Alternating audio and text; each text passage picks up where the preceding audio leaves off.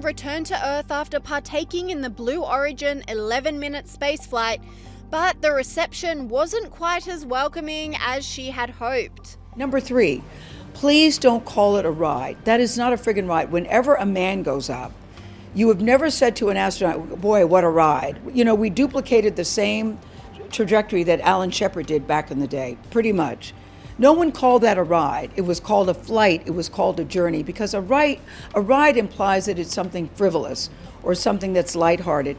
There was nothing frivolous about what we did and the machine that we were on, and what it took for the people to get that machine up and running, to get us up and get us back down safely. So, you know, I'm very disappointed and very saddened by it. And I also say this, what it's doing to inspire other women and young girls, please don't ignore that. I've had so many women and young girls reach out to me, and men too, by the way, men too, that say, wow, I never thought I could do that, but I see you doing it at this stage of my life. Who would have thunk it? Not me. And how inspired they are. The criticism came after footage during the spaceflight showed the women squealing and ended with Katy Perry bizarrely kissing the ground upon her return to Earth. The pop star then had the audacity to recommend the space mission to everyone, despite, of course, hardly anyone being able to afford such a luxury. It is the highest high, and it is surrender to the unknown, trust, and this whole journey is not just about going to space. It's the training, it's the team, it's the whole thing. I couldn't recommend this experience more. This is like up there with all the, different tools that I've learned in my life, from meditation to the Hoffman process. This is up there because what you're doing is you're like really finding the love for yourself, because you got to trust in yourself on this journey. And then you're feeling the love when you come down, for sure. And you're feeling that strength. So I feel really connected to that strong, divine feminine right now. By the way, you're such a badass. I love that the month of April, you're like, I'm going to space and I'm launching my tour. And Lauren Sanchez was also slammed for claiming the spaceflight helped her feel connected to humanity. We're so connected, more connected than you realize, because you just see right here, you see states and all these things that divide us, but we're not. Many, such as outspoken model Emily Ratajkowski, saw the trip as a frivolous display of wealth and a waste of resources that hurts the environment. That space mission this morning, that's end time shit. This is beyond compared. Thing that you care about Mother Earth, and it's about Mother Earth, and you're going up in a spaceship that is built and paid for by a company that's single-handedly destroying the planet. Look at the state of the world and think about how many resources went into putting these women into space. For what? For what was the marketing there? And then to try to make it I'm disgusted, literally, I'm disgusted. This commentator agreed, saying she's 1000% right.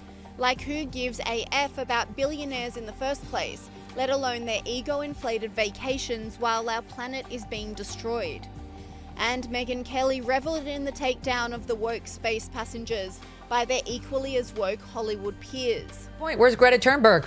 Where's her protest on how many carbon emissions we had to suffer just so that Gayle could be proud of herself?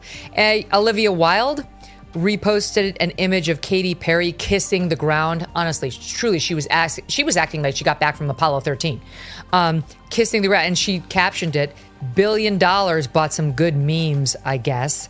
Sky News host Rita Panahi and Josh Hammer doubled down on this, saying the ladies are completely delusional. Joining me now is Newsweek's senior editor-at-large and Article 3 Project Senior Counsel, Josh Hammer. Josh, just how insufferable and self-delighted can these ladies be? We had less carry-on when real astronauts stranded in space for months were rescued recently by SpaceX.